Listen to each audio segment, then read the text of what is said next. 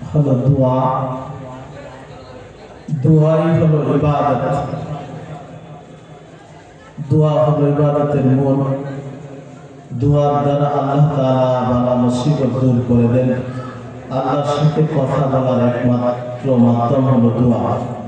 এজন্য এই মুনাজাত যখন করা হবে, যে ভাষায় মুনাজাত হোক, আরবিতে হোক, উর্দুতে হোক, মুনাজাতকে অবশ্যই মুনাজাতের সময় আমরা সকলেই আল্লাহর কাছে যে মুনাজাত হবে এগুলোকে আমিন আমিন দিয়া সকলে শরীক হব। এবং মুনাজাতের যে আদব, আল্লাহ তাআলা কাছে যেহেতু মুনাজাতের সময় এজন্য হাত উঠায় সিনা বরাবর হাত রেখে সকলে আল্লাহ তাআলার কাছে খুব আল্লাহ তাআলার কাছে নিজের আবেগের কথাগুলো বলবো।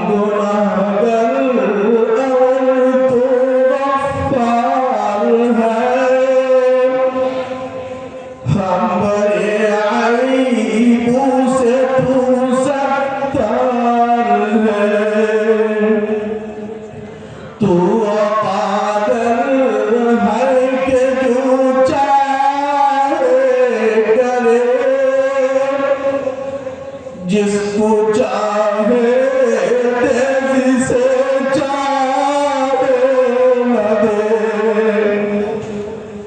तू दाता नहीं के देने के लिए